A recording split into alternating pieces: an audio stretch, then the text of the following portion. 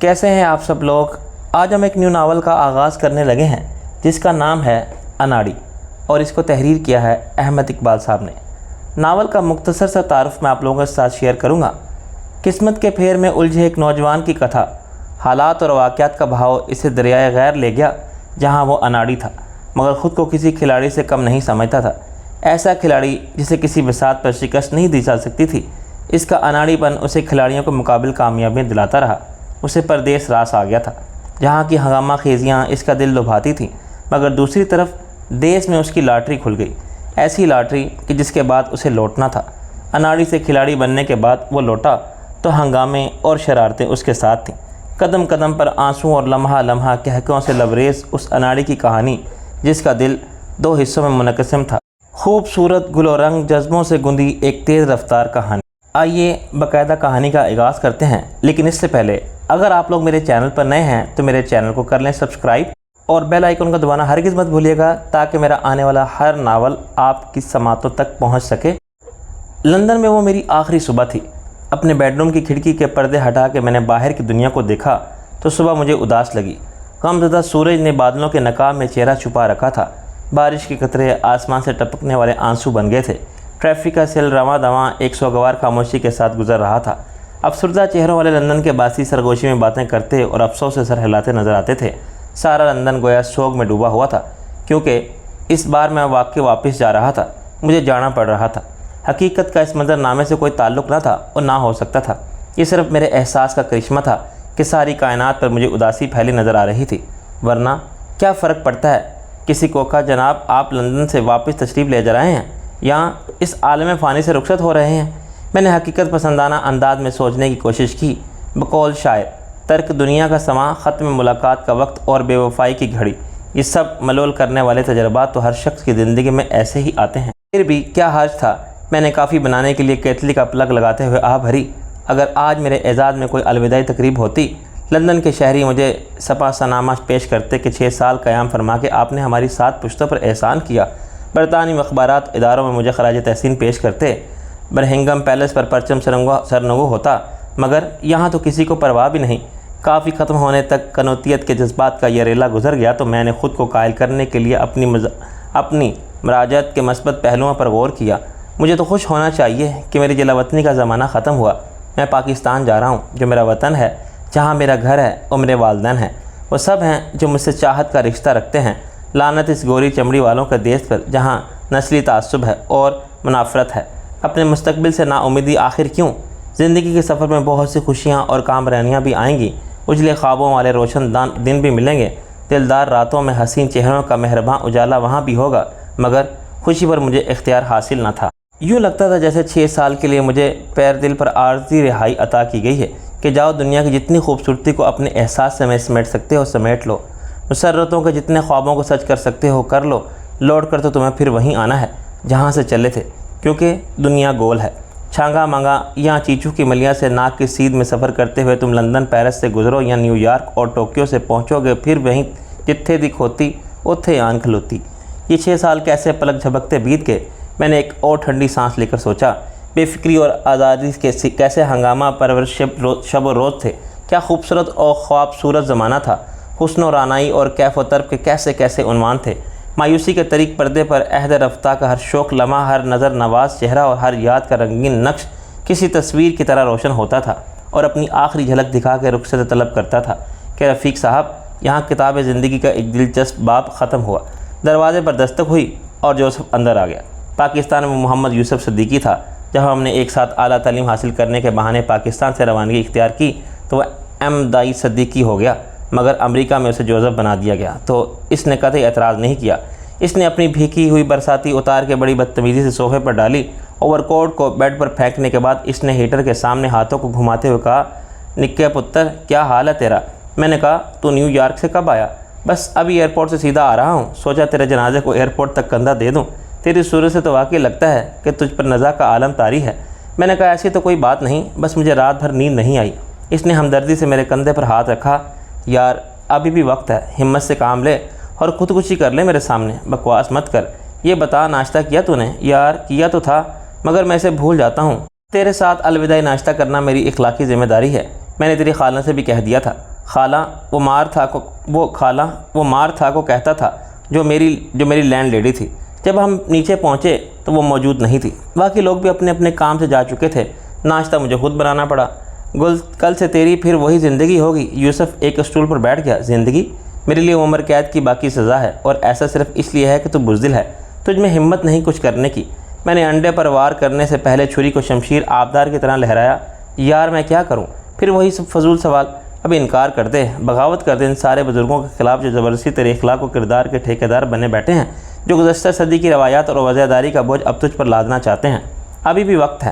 ان سے صاف کہہ دے کہ میں بالکل ہی بھٹک گیا ہوں، صراط مستقیم سے اپنی عاقبت خراب کر چکا ہوں۔ بہتر ہے آپ لوگ مجھے بھول جائیں۔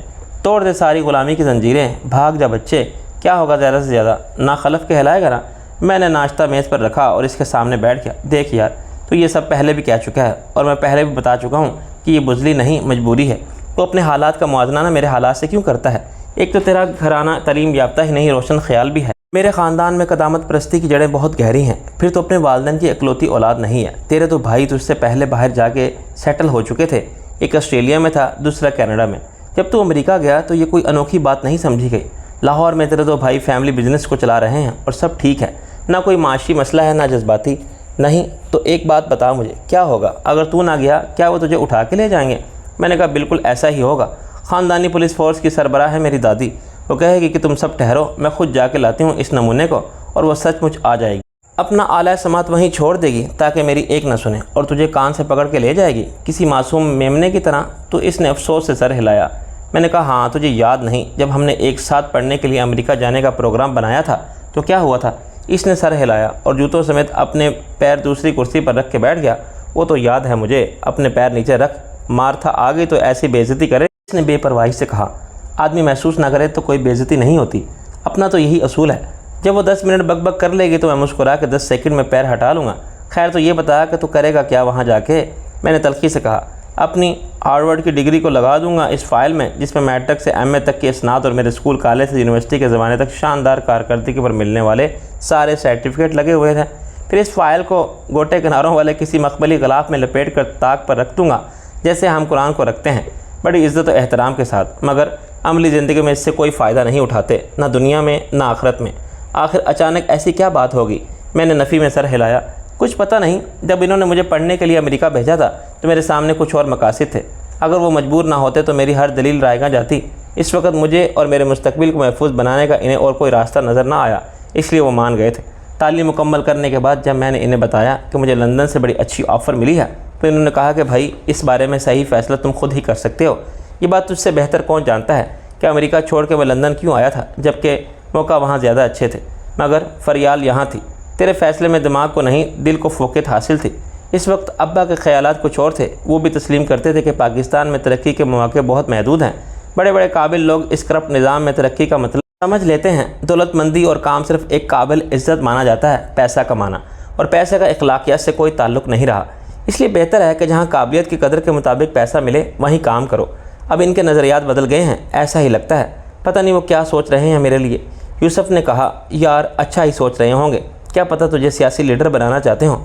بہت جلد وہ وقت آنے والا ہے دوست کہ وزیر اعظم کے عہدے کے لیے امیدوار نہیں ملے گا جس سے کہا جائے گا وہ ہاتھ جوڑے گا کہ مجھے تو معاف کرو، اللہ نے سب کچھ دے رکھا ہے، اپنی عزت اور جان و مال کو داؤ پر لگانے کی کیا ضرورت ہے؟ تیرا کیا اندازہ ہے آخر؟ وہ ایک شاندار مستقبل کے بجائے مجھے ایک شاندار ماضی کی طرف لے جانا چاہتے ہیں۔ میں نے تلخی سے کہا۔ یوسف ہنسنے لگا۔ ابے تمہارا کون سا شاندار ماضی تھا؟ خاندان غلاماں کے ہونہار سپوت، آبا و اجداد سب انگریز کے غلام تھے اور جورو کے غلام تھے، یہ تو نے خود بتایا ہے کئی بار۔ میں نے کہا، یار ہماری خاندانی تاریخ بدل گئی ہے، یہ ہو رہا ہے دنیا میں فیکے پتر، ہر جگہ تاریخ اثر نو لکھی جا رہی ہے، لکھوائی جا رہی ہے، تاریخ ہمیشہ لکھوائی جاتی ہے۔ اب کیا ثابت ہوا کہ یہ تم خاندانی مغل ہو، پترم سلطان بود، یا یہ کہ اکبر بادشاہ کا درباری مسخرہ میلاد و پیاز تیرا لگڑ بگڑ دا دادا تھا؟ میں نے کہا، معلوم یہ ہوا کہ ہمارا ایک جدی پشتی محل نما حویلی تھی اور خاصی بڑی جاگیر۔ 19ویں صدی کے آخر میں میرے ابا کے پردادا اس سے پہلے مالک تھے۔ وہ سیدھا ہو کے بیٹھ گیا۔ ویری انٹرسٹنگ، تیرے ابا کے پردادا نے یقیناً غداری کا انعام پایا ہوگا، فرنگی آقاؤں سے، بڑے شرم کی بات ہے تیرے لیے۔ میں نے اپنی خودی کو بلند رکھا۔ الو کے پٹھے، یہ جو ہمارے پیارے وطن اسلامی جمہوریہ پاکستان کے سیاسی وٹیرے ہیں جو آج اسمبلی میں اور سینٹ میں بیٹھے ہیں، یہ ایسے ہی لوگوں کی اولادیں نہیں ہیں کیا؟ خان بہادر، رائے بہادر اور سر کے خطابات کسے ملتے تھے؟ انہی کی حکومت ہے۔ اوکے اچانک کلر کی کرنے والی طبقے سے نکل کر تو اشرافیہ میں شامل ہو گیا، میں مان لیتا ہوں، مگر یہ سب کیسے ہوا؟ اس میں تو کوئی شک نہیں کہ ہمارا تعلق ہوتا کسی شاہی خاندان سے تو ہمارے پاس ہوتا ہے ایک شجرہ نسب جسے ہمارے بزرگ بڑے غرور سے گلے میں لٹکائے پھرتے۔ ہم تو کسی کے علاقے صوبیدار وغیرہ بھی نہیں تھے اور نہ کوتوال، کبھی ذکر بھی نہیں ہوا میرے سامنے، یہی تو میں پوچھ رہا ہوں۔ اچانک یہ خاندانی حویلی اور جاگیر کہاں سے آ گئی؟ اب تک کہاں تھی تو وہیں جہاں ہے، ملتان اور لاہور کے درمیان کوئی جگہ ہے، ست بدھائی۔ اب مجھ سے یہ مت پوچھنا کہ 5 دریا تھے تو 5 بنا تو پنجاب بنا، ست بدھائی کیسے بنا؟ یوسف نے کسی دانشور کی طرح سر ہلایا۔ میں فرض کر سکتا ہوں کہ وہاں 7 بھائی ہوں گے، ان کی بیویاں 7 بہنیں ہوں گی اور ان سب کے 7 بچے ہوئے تو سب نے 7 بار بدھائی دی، یعنی مبارکباد۔ بجا ارشاد، صحیح لوکیشن کا مجھے کوئی علم نہیں، کیونکہ دیکھنا تو دور کی بات ہے، میں نے کبھی اس جگہ کے بارے میں کسی خاندانی مورخ سے کچھ سنا بھی نہیں تھا۔ تو خالو عنایت کو جانتا ہے؟ ہاں، جو آلو عنایت کہلاتے ہیں، حالانکہ صرف ان کا سر آلو جیسا ہے۔ ابا نے تو کہا ہے کہ جب تم آؤ گے تو پھر تفصیل سے بات ہوگی۔ خالو عنایت سے ایک دن فون پر بات ہوئی تو انہوں نے فرمایا کہ میاں اب نوکری کریں تمہارے دشمن، واپس آ کے اپنا راج پاٹ سنبھالو۔ میں نے خریدا تو انہوں نے تاریخ پر اپنی تحقیق کا خلاصہ یوں پیش کیا کہ اس حویلی اور جاگیر پر پہلے 2 بھائیوں کے درمیان عداوت ہوئی اور قانونی جنگ چلتی رہی، پھر ایک ہار گیا اور دوسرے کو ہارنے والوں نے جنت الفردوس میں جگہ دلوا دی۔ وہ حج کی سعادت حاصل کر کے بحری جہاز سے بمبئی آ رہے تھے کہ سمندر میں گر گئے، نہ کہیں جنازہ اٹھا نہ کوئی مزار بنا۔ اب ہارنے والا قانونی وارث ٹھہرا کیونکہ حاجی صاحب بے اولاد تھے اور اس کی ذمہ داری 3 بیویوں پر عائد کرتے تھے جن کو وہ طلاق دے چکے تھے۔ خیر و عافیت سے لوٹ آتے تو چوتھی تلاش کرتے۔ پھر غالباً میرے پردادا اور ان کے بھائی کی سٹوری ہے، 3-4 نسلوں میں پھر وراثت کی جنگ چلی۔ اب خاندان روایت میں یہ بھی شامل ہے کہ کسی نے اولاد پیدا کی تو زیادہ سے زیادہ ایک، مثلاً یہ ناچیز جو اپنے والدین کی اکلوتی اولاد ہے۔ یوسف نے سر کھجایا۔ یار وہ جو تیرا بڑا بھائی تھا مرحوم، میں نے کہا وہ الگ کہانی ہے، یہ سمجھ لے کہ وہ میرا سگا بھائی نہیں تھا۔ مجھے بھی یہ بات اس کی وفات کے بعد پتہ چلی۔ وہ زندہ رہتا تو شاید مجھے کوئی نہ بتاتا۔ میرے دادا پردادا کے ساتھ بھی یہی ہوا کہ کبھی کسی کی اولاد نہیں تھی یا ایک بیٹا تھا تو مر گیا، اور معلوم نہیں کیا ہوا کیسے ہوا کہ اچانک اس جاگیر و حویلی کا کوئی وارث نہیں بچا۔ کسی دعوے کے بغیر ابا اس کے مالک قرار دیے گئے۔ ابے واہ، لاٹری نکل آئی تیری تو۔ مالیت کیا ہوگی اس پراپرٹی کی؟ مجھے سخت حسد محسوس ہو رہا ہے۔ مجھے کیا معلوم یار، مجھے تو یہ سوچ کے وحشت ہو رہی ہے کہ آخر مجھے لندن سے واپس کیوں بلایا گیا ہے؟ یار عیش کرنے کے لیے اور کس لیے؟ حویلی اور جاگیر جس کے پاس ہو وہ کہلاتا ہے جاگیردار یا وڈیرا۔ کام کرتی ہے اس کی رعیت، اس کے کھیتوں میں، استبل اور باغات میں وہ اعلیٰ نسل کے گھوڑے، ڈاکو اور کتے پالتا ہے، شکار کرتا ہے، غریب حاریوں کی بہو بیٹیوں کی عزت سے کھیلتا ہے، الیکشن لڑتا ہے۔ اتنے کام ہیں۔ ابے ہم مڈل کلاس ذہنیت والے لوگ ہیں، شرافت اور اخلاقی قدروں کا بوجھ لاد کر پھرنے والے، ہم کچھ نہیں کر سکتے۔ 3 نسلوں نے شہروں میں زندگی گزاری، ہم نے گاؤں دیہات صرف فلموں میں دیکھے ہیں۔ ہمارا اعلیٰ ترین خواب رہا ہے سول سروس، ہم بیوروکریٹ بننے کا سوچ بھی نہیں سکتے۔ کاروبار کی سوچے تو زیادہ سے زیادہ ایک بہت بڑا جنرل اسٹور ہوتا ہے ہمارے ذہن میں، ہم صنعت کاروں کی صف میں شامل ہونے کی ہمت نہیں رکھتے۔ تو ہمت کر۔ میں نے مایوسی سے نفی میں سر ہلایا۔ اس فرسودہ روایات، تقیانوسی خیالات اور قدامت پرستی کی زنجیروں سے جکڑے ہوئے خاندان میں رہ کے کوئی کیا کر سکتا ہے؟ ویری فارمنگ آج کل کے ایک صنعت ہے۔ دادی اماں واویلا مچا دیں گی کہ ہائے ہائے ولایت میں پڑھ کے یہاں دودھ بیچے گا۔ یہ تو گجروں کا کام ہے۔ پولٹری فارم یا فش فارم کا مطلب ہے مرغیاں بیچنا، اور مچھلی بیچنے والے تو ہوتے ہیں مچھیرے۔ ہم تو اشراف ہیں۔ دادا کی روح فوراً تڑپ کر قبر سے نکلے گی اور وہ خواب میں آ کے دادی کے سامنے دہائی دے گی، ورنہ تو جانتا ہے آج کل کریڈٹ فائنینسنگ کا دور ہے، انویسٹمنٹ کے لیے ہر بینک لون دینے پر تیار ہوگا، مگر ہم قرض لیں اور وہ بھی سود پر؟ توبہ توبہ، چچا کے فتوے کے آگے کسی کی چل سکتی ہے؟ ہوگا بالآخر یہی کہ زمین اور حویلی کے وغیرہ سب کو فروخت کر دیا جائے گا، کوٹھیاں بنیں گی اور کاریں آئیں گی، عورتیں خوب زیور پہنیں گی، شادیوں پر لاکھوں لٹائے جائیں گے۔ یار پھر تو نوکری چھوڑ کے مت جا، پہلے جا کے دیکھ لے سب لوگوں نے کیا سوچا ہے۔ میں کوئی پاگل ہوں یار کہ ان کی باتوں میں آ جاؤں اور ہمیشہ کے لیے بوریا بستر سمیٹ کر چلا جاؤں؟ میں 1 مہینے کے لیے جا رہا ہوں، ارادہ تو یہی ہے کہ اس کے بعد واپس آ جاؤں گا، مگر سچی بات یہ ہے کہ ابا سے بات کرنے کے بعد مجھے اپنے ارادے پر اعتبار بہت کم ہے۔ کچھ بتا صحیح، ان سے بات کیا ہوئی؟ میں نے کہا چل باہر کہیں لنچ کرتے ہیں، باتیں بھی کریں گے۔ رات کو میں نے فریال کو بلایا ہے ڈنر کے لیے۔ پھر وہی فریال؟ ابھی کیوں دشمن ہوا ہے اپنی جان کا؟ عقل کے دشمن، جان چھڑا اس سے مجنوں کے بچے، ورنہ کہیں کا نہیں رہے گا۔ وہ صحرا کی خاک چھاننے اور دودھ کی نہر نکالنے والا صدیوں پرانا عشق اب کون کرتا ہے؟ یہ 21ویں صدی ہے فیکے پتر۔ سپر کمپیوٹر اور سیٹلائٹ کمیونیکیشنز، پاپ میوزک اور فاسٹ فوڈز کا زمانہ ہے۔ شارٹ ٹرم کانٹیکٹ پر تعلق رکھتے ہیں پیار کرنے والے، 1 ہفتے، 1 مہینہ یا زیادہ سے زیادہ سال بھر کے لیے۔ وہ سارا راستہ بولتا گیا، میں اس سے کیا کہتا، یہ اس کی سمجھ میں آنے والی بات ہی نہیں تھی۔ مجھے واپس بلانے کی تحریک کا آغاز صوفی چچا نے کیا۔ نام تو ان کا نذیر احمد تھا۔ جوانی میں بڑے انقلابی اور دل پھینک قسم کے نوجوان تھے۔ دادی ان کے کارناموں کو کرتوت کے نام سے نشر کرتی تھی تو بہت جذبجوز ہوتے تھے۔ ایک بار اندرون بھاٹی گیٹ کسی کے دل لگا بیٹھے۔ کچھ دن چوری چھپے پیار کا کھیل چلا، کچھ خط و کتابت بھی ہوئی، پھر رات فاش ہو گیا اور ظالم سماج کی دیوار بیچ میں آ گئی۔ ملاقات تو کیا، اس کی دید کو بھی ترس گئے تو عین اس کے گھر کے سامنے والے گھر میں کسی سے دوستی کی۔ پرانے شہر کی پتلی پتلی گلیاں تھیں، اوپر چوبارے اتنے آگے بڑھے ہوئے تھے کہ درمیانی فاصلہ 6-8 فٹ اور کہیں اس سے بھی کم رہ جاتا تھا۔ انہوں نے تیسری منزل کی ایک کھڑکی سے براہ راست محبوبہ دل نواز کی خوابگاہ تک فلائی اوور بنانے کا سوچا۔ 10 فٹ لمبا اور 2 فٹ چوڑا تختہ اپنی کھڑکی کے سامنے رکھنے والی کھڑکی تک لگایا۔ تختہ دونوں طرف کی چوکٹ پر بڑی مہارت سے سیٹ کیا۔ سرکس کے بازیگر کی طرح جان ہتھیلی پر رکھ کے اس پل صراط پر سے گزرے اور رات کے آخری پہر میں شادماں و کامراں لوٹ آئے۔ جہاں چاہ وہاں راہ۔ زمین پر راستے بند کرنے والے فضائی رابطے کا تصور بھی نہ کر سکتے تھے۔ اسی راستے سے لڑکی کو نکالنے اور دنیا کی نظروں میں دھول جھونک کر فرار ہونے کا پلان فائنل تھا، مگر لڑکی پر اس پل کو پار کرنے کے تصور سے لرزہ طاری ہو جاتا تھا۔ چچا اس کا حوصلہ بلند کرنے میں ناکام رہے، مگر عشق کے ناکامی انہی کو منظور نہ تھی۔ وہ فرحاد جیسے انجینئر نہ تھے کہ دودھ کی نہر نکال لی اور پھر تیشہ مار کے خودکشی فرما لی۔ انہوں نے مسئلے کے مختلف حل تجویز کیے، جس میں ایک یہ بھی تھا کہ ان کی محبوبہ اپنی کمر میں ایک رسی باندھ لے اور پل پر چل پڑے۔ رسی کا دوسرا کنارہ چچا کے ہاتھ میں ہوگا، وہ اسے یوں کھینچ لیں گے جیسے ڈور سے بندھی پتنگ کو اتارتے تھے۔ خدا نہ خواستہ اس کے قدم 2 فٹ چل کے لڑکھڑا گئے، تب بھی وہ نیچے نہیں گرے گی، 6 فٹ پر معلق ہو جائے گی اور چچا اسے اوپر اٹھا لیں گے۔ لڑکی پھر بھی ڈرتی رہی تو انہوں نے پل کے دونوں جانب رسی کی ریلنگ باندھنے کا فیصلہ کیا۔ ظاہر ہے یہ خاصا محفوظ طریقہ تھا۔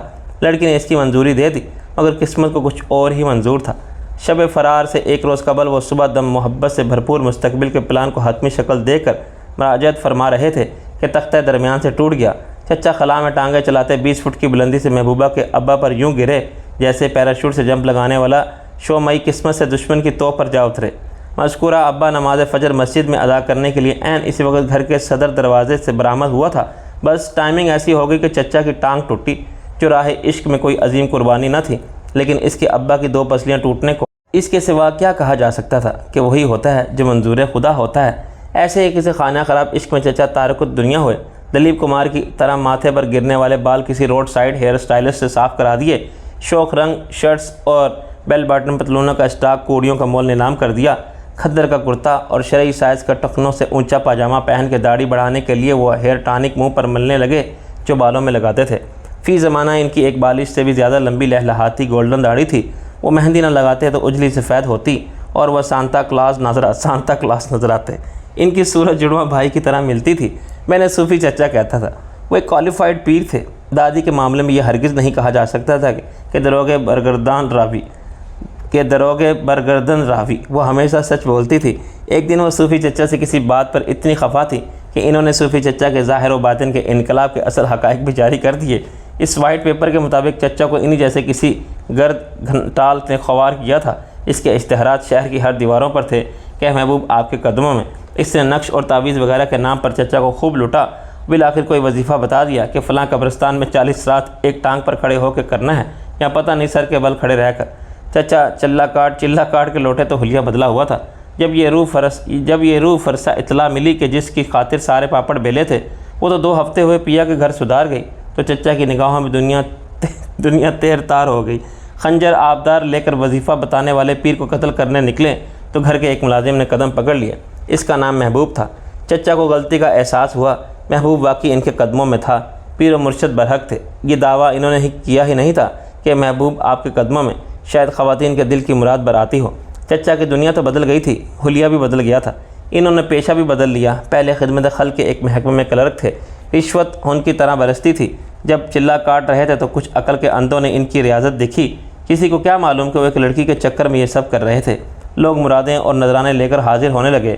چلہ پورا ہونے تک خاصی شہرت ہو گئی۔ انہیں اندازہ ہوا کہ کام دلچسپ، آسان اور نوکری سے زیادہ فائدہ مند ہے۔ اب ان کے آستانہ مبارک پر عقیدت مندوں کا تانتا لگا رہتا تھا۔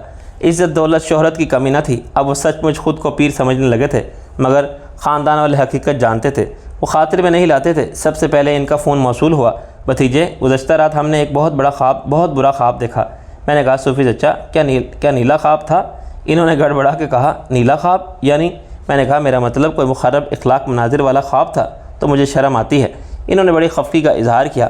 لا حول ولا قوت، خواب میں پیر و مرشد تشریف لائے تھے؟ یہ تو واقعی برا خواب تھا۔ وہی ہوں گے جن کے دادی کہتی ہے، گھرو گھنتال بھتیجے، تمہاری عاقبت ہم تم سے زیادہ عزیز ہے، اس لیے تمہاری گستاخی کو درگزر کرتے ہیں۔ پیر و مرشد نے فرمایا کہ نذیر صاحب، 7 سمندر پار لحم خنزیر اور ام الخبائث کو حلال سمجھنے والے فرنگی کافروں کے ملک میں ایک نجیب الطرفین فرزند اسلام کے قلب کو منور رکھنے والی ایمان کی روشنی پر الحاد و گمراہی کی تاریکی غالب آ رہی ہے۔ میں نے گھبرا کے کہا، صوفی چچا، آپ کے پیر و مرشد یہ بات اردو میں کہتے تو شاید میری سمجھ میں آتی۔ انہوں نے کہا، نامعقول، یہ اردو نہیں تو کیا فرینچ ہے؟ اس کے بعد انہوں نے سخت تشویش کے ساتھ تفتیش کی کہ مجھ سے بیان حلفی لیا کہ میں روم میں وہ سب نہیں کرتا جو رومن کرتے ہیں، اور میں نے ہمیشہ کی طرح انہیں یقین دلایا کہ میں بڑی استقامت کے ساتھ صراط مستقیم پہ چل رہا ہوں۔ ایسی گائے بکری بلکہ مرغی تک سے پرہیز کرتا ہوں جس کا کردار مشکوک ہو، اور یہ پتہ چل جائے کہ ایک بھی فارمر کسی خنزیر سے دوستی رکھتی تھی۔ پانی میں بھی صرف وہ پیتا ہوں جو ایک برادر اسلامی ملک سے امپورٹ ہوتا ہے۔ میموں کا تو مجھ پر سایہ بھی پڑے تو غسل کو فرض سمجھتا ہوں، وغیرہ وغیرہ۔ لیکن بھتیجے سے زیادہ عیار چچا ایسی باتوں سے قائل ہونے والے نہیں تھے۔ انہوں نے کہا، برخوردار عقل مند کو اشارہ کافی ہوتا ہے۔ ہم سمجھ گئے کہ پیر و مرشد کا اشارہ کیا ہے۔ تم کو فوراً لوٹ کر پاکستان آ جانا چاہیے، ورنہ کسی مشکل میں پڑ جاؤ گے جس سے دنیا و عقبہ میں تمہاری اور ہماری رسوائی کے سوا کچھ حاصل نہ ہوگا۔ میں نے کہا، صوفی چچا، وہاں آ کے میں کیا کروں؟ آپ کی طرح پیر بن جاؤں؟ پاکستان کا پہلا فارن کوالیفائڈ MPA پیر، نعوذ باللہ، خدا کا ایجنٹ بن کے گارنٹی دینے لگوں رزق کی، اولاد نرینہ کی، گھر بچنے کی، شفا کی؟ ان سادہ لو کمزور در عقیدے والے مجبور انسانوں کو لوٹوں جن کو ہر قسم کے ڈاکو پہلے ہی لوٹ رہے ہیں۔ معلوم نہیں کیسے میں بے قابو ہو کے اتنا زیادہ بول گیا۔ صوفی چچا ہمیشہ ہی ایسے باتیں کرتے تھے اور میں نے بڑی شرافت اور سعادت مندی سے سن لیتا تھا۔ ہم دونوں ہی ایک دوسرے کی رگ رگ سے واقف تھے، چنانچہ یہ خوش فہمی کسی کو نہیں ہو سکتی تھی کہ دوسرا وہی کہہ رہا ہے جس پر صدق کے دل سے یقین بھی فرض ہے۔ صوفی چچا باقاعدہ ناراض ہو گئے۔ اسی شام ابا کا فون موصول ہوا۔ تم نے چچا سے بدتمیزی کی؟ میں نے کہا، ویسے تو میں نے صرف سچ بولا تھا، لیکن میں ان سے معافی مانگ لوں گا، وہ تمہیں کچھ سمجھانا چاہتے تھے۔ میں نے کہا، ابا، وہ تو کہہ رہے تھے کہ میں سب کچھ چھوڑ چھاڑ کے پاکستان واپس آ جاؤں۔ ہاں، ان کا بات کہنے کا اپنا انداز ہے۔ تم نے انہیں موقع دیا ہوتا پوری بات کرنے کا تو وضاحت کرتے کہ یہ ہم سب کی خواہش ہے۔ میں نے اپنے سر پر ہاتھ مارا۔ او نو ابا جی، ڈونٹ ٹیل می کہ آپ بھی ان کے مرید بن گئے ہیں۔ فضول باتیں مت کرو، تمہیں اب واپس آنا ہے۔ میں نے کہا، مگر کیوں؟ سب خیریت تو ہے نا ابا جی؟ ہاں سب خیریت ہے، بس مجھے تمہاری ضرورت ہے یہاں، ابا نے کہا۔ میں تشویش میں مبتلا ہونے لگا۔ آپ کچھ چھپا رہے ہیں مجھ سے؟ چچا نے بھی گما پھرا کے بات کی تھی۔ بیٹا، فکر کی کوئی بات نہیں، میں اور تمہاری امی بالکل ٹھیک ہے۔ مجھے یہ بتاؤ کہ تم کب آ سکتے ہو؟ میں نے کہا، اگر ضروری کام ہے تو جو پہلی فلائٹ ملے گی میں پکڑ لوں گا۔ مطلب تھا وہاں کے معاملات نمٹانے میں کتنا وقت لگے گا؟ ظاہر ہے تمہارا کمپنی سے کوئی ایگریمنٹ ہوگا، تم کو پہلے سے نوٹس دینا ہوگا، اس میں کتنا ٹائم لگے گا اندازہ؟ میں نے حیرانی سے کہا، یعنی آپ بھی یہ کہہ رہے ہیں کہ میں اپنی نوکری چھوڑ کے ہمیشہ کے لیے پاکستان آ جاؤں؟ بالکل یہی کہہ رہا ہوں، لیکن کیوں ابا جی؟ ابھی تو میرا کیریئر شروع ہوا ہے، بہت محنت کی تھی میں نے، دن رات ایک کر دیے تھے اپنی قابلیت کو تسلیم کرانے میں۔ مستقبل میرے لیے ایک چیلنج تھا، ایک بہت بڑا چیلنج یہاں بھی تمہارے لیے منتظر ہے۔ کیسا چیلنج؟ آپ نے خود ہی کہا تھا کہ پاکستان میں ترقی کے مواقع نہیں ہیں، اچھے جاب نہیں ہیں، اس وقت حالات مختلف تھے۔ یہاں میں پاکستان کے حالات سے زیادہ باخبر ہوں۔ میری معلومات کے مطابق حالات بہتری کی طرف نہیں جا رہے ہیں۔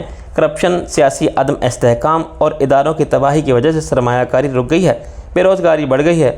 دیکھو، میں اس بحث میں پڑھنا نہیں چاہتا۔ ابھی میں نے کہا ہے کہ مجھے تمہاری ضرورت ہے، میں خود کچھ کر سکتا تو میں تمہیں کبھی نہ بلاتا، لیکن بیٹا اب میرے ارادے کی راہ میں میری عمر حائل ہو گئی ہے۔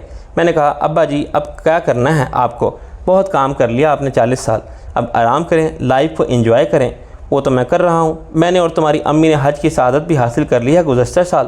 بڑی بے فکری ہے، اللہ کا بڑا احسان ہے۔ سوچا تو ہم نے یہی تھا کہ تمہارے کیریئر کو ڈسٹرب نہیں کریں گے۔ لندن میں ہمارا رہنا مشکل تو ہوگا، لیکن ہم تمہیں مشکل میں نہیں ڈالیں گے۔ یہاں نہ رہے تمہارے بغیر تو وہاں آ جائیں گے، کچھ دن یہاں کچھ دن وہاں، اسی طرح گزارا کریں گے جب تک زندگی ہے۔ یہاں ہیں، انہیں بھی تو نہیں چھوڑ سکتے نا، لیکن اب اللہ خیر کرے، احسان ہے ایسے اسباب پیدا کر دیے ہیں کہ نہ تمہیں جلا وطن رہنے کی ضرورت ہے اور نہ ہمیں کسی سے دوری کا دکھ جھیلنے کا۔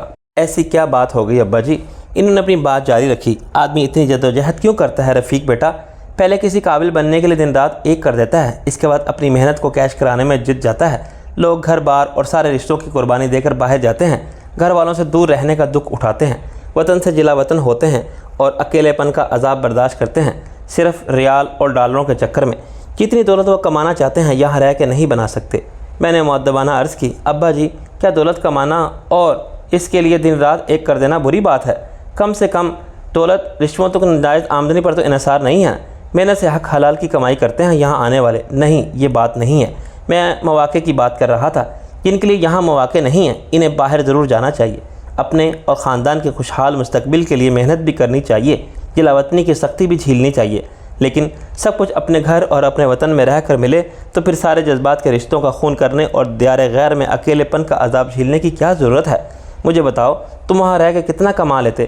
فرض کرو تم لکھ پتی کروڑ پتی ہو جاتے، وہ اللہ کے فضل سے تم ویسے ہی بن گئے ہو۔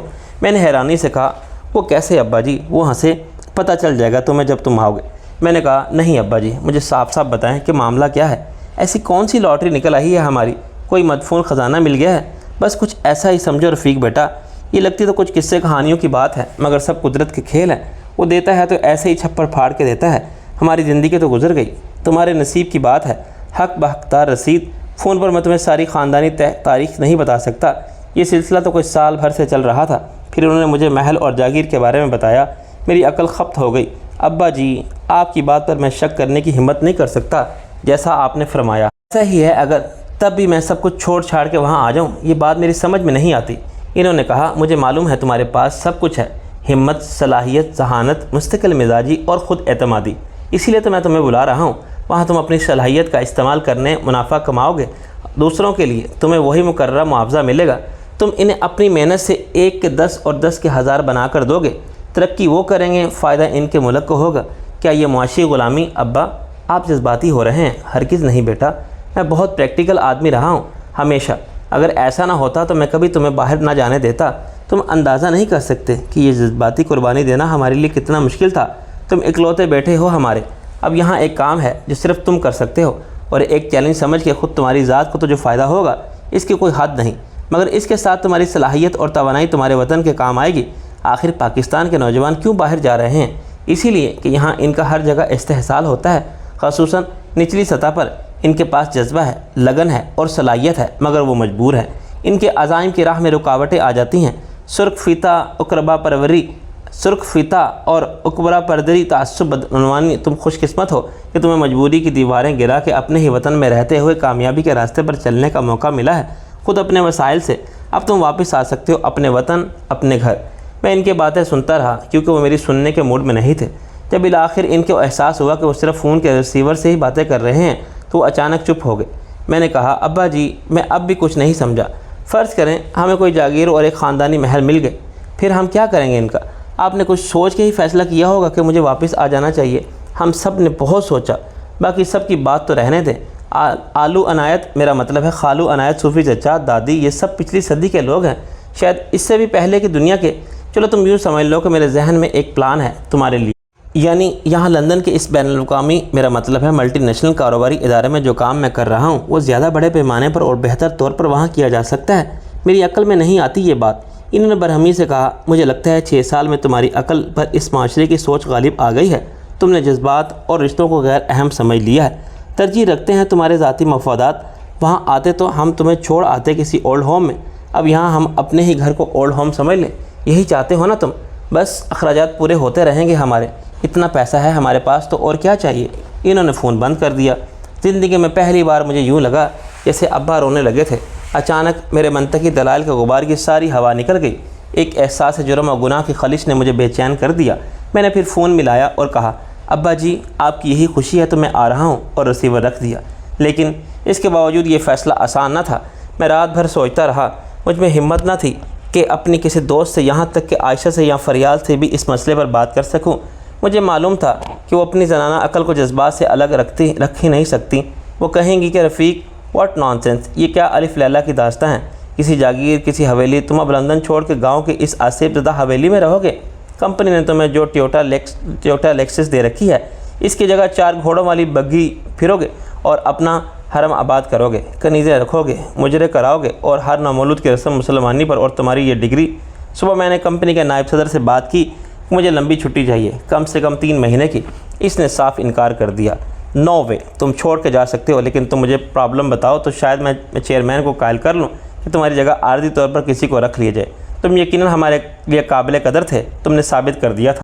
میں نے کہا میرا موقف شاید تمہیں غیر عملی لگے، لیکن یہ ہماری پرابلم ہے کہ ہم جذباتی ہیں، والدین کے لیے، اولاد کے لیے، وطن اور دین کے لیے، یہاں تک کہ گلی محلے کے لیے۔ میری بات سن کے وہ بہت حیران ہوا۔ یقین نہیں آتا کہ تم جیسا تعلیم یافتہ اور ذہین نوجوان اپنی سوچ میں اتنا مجبور ہو سکتا ہے۔ خیر، میں اس پر کوئی تبصرہ نہیں کروں گا، ایک مشورہ ہے، جاؤ اور دیکھو کہ تمہارے لیے کیا پلان رکھتے ہیں۔ مستقبل تمہارا ہے تو فیصلہ بھی تمہارا ہی ہونا چاہیے۔ ایک ہفتہ اس کے لیے کافی ہوگا، اگر تم واپس آنا چاہو تو ہم ویلکم کریں گے، ورنہ۔ میں نے سوچ کے کہا 2 ہفتے نہیں ہو سکتے۔ تھوڑی سی بحث کے بعد وہ مان گیا۔ ہمارے درمیان یہ طے ہوا کہ 15 دن وہ کام چلائیں گے، مگر 16ویں دن میری جگہ کوئی اور بیٹھا ہوگا۔ ظاہر ہے اس سے مجھے کوئی فرق نہیں پڑتا تھا، یہ ایک دوستانہ مفاہمت کا عمل تھا، مجبوری نہیں تھی، نہ انہیں کام کرنے والوں کی کمی تھی اور مجھے جابس کی۔ سوچتا میں بھی یہی تھا کہ اپنے مستقبل کے بارے میں ہر فیصلے کا اختیار میرے پاس ہونا چاہیے، لیکن یہ فقط آرزو کی بات نہیں تھی۔ ایک اندر کی آواز مجھے یقین دلاتی تھی کہ فیکے پتر، تم اپنی مرضی سے کچھ بھی نہیں کر سکتے۔ خیر سے ولایت کو خیر آباد کہو، تمہاری واپسی کے بعد کوئی واپسی نہیں۔ اس رات میں نے فون پر صوفی چچا سے معافی مانگی، میں اپنی گستاخی پر شرمندہ ہوں۔ میں نے منافقانہ لہجے میں کہا یہ حقیقت نہیں تھا، صرف ابا کی رنجیدگی کا خیال تھا۔ صوفی چچا ان کے حقیقی بھائی نہیں، کزن تھے، تایا کے بیٹے، لیکن ایک حیرت انگیز اتفاق کے باعث دنیا میں ایک ساتھ ایک ہی دن آئے تھے، فرق صرف 1 گھنٹے کا تھا۔ صوفی چچا تو لد ہوئے تو تاریخ بدل گئی، انہیں ایک دن چھوٹا قرار دے دیا گیا۔ صوفی چچا نے کہا گویا اب تم نے حتمی ملاجت کا عزم تصمیم کر لیا ہے۔ میں نے کہا جی، کیا کر لیا ہے؟ وہ بولے تم واپس آ رہے ہو ہمیشہ کے لیے۔ فہم و تدبر کے تقاضوں کی پاسداری نے تمہیں ناقابل تصور اور پرخطر عواقب سے تحفظ فراہم کر دیا ہے۔ اف، میں نے اپنے سر پر ہاتھ مارا۔ کس نے کیا کر دیا ہے چچا؟ مطلب یہ کہ بال بچ گئے تم، ورنہ ہم نے اپنے موکلوں کو اس کام پر مامور کر دیا تھا کہ تمہیں بیک بینی اور ودو گوش ہماری خدمت میں حاضر کر دے۔ میں نے کہا موکل یعنی جنات اب اپنے احکامات منسوخ نہ کریں صوفی چچا، مقصد تو وہاں پہنچنا ہے، یا یہ لے جائیں یا جنات لے جائیں، میرے ٹکٹ کے پیسے بچ جائیں گے۔ صوفی چچا پھر خفا ہو گئے۔ اس انداز تمسخر سے، صہیونیت کے ملدہانہ طرز فکر سے مسموم ذہن کی خو عیاں تھا۔ میں پھر چکرا گیا۔ جی، بجا ارشاد۔ کیا؟ انہوں نے گرج کے کہا۔ اس درجہ دیدہ دلیری، گویا تم اعتراف جرم کرتے ہو، انفعال کے جذبات سے لا تعلقی کی روش پر گامزن ہو۔ میں نے گھبرا کے کہا صوفی چچا، 6 سال امریکہ برطانیہ میں رہ کے میں تو اردو بھی بھول گیا ہوں، آپ فارسی بول رہے ہیں۔ مجھے تو صرف یہ عرض کرنا تھا کہ اس ہفتے میں لاہور پہنچ رہا ہوں۔ اللہ حافظ۔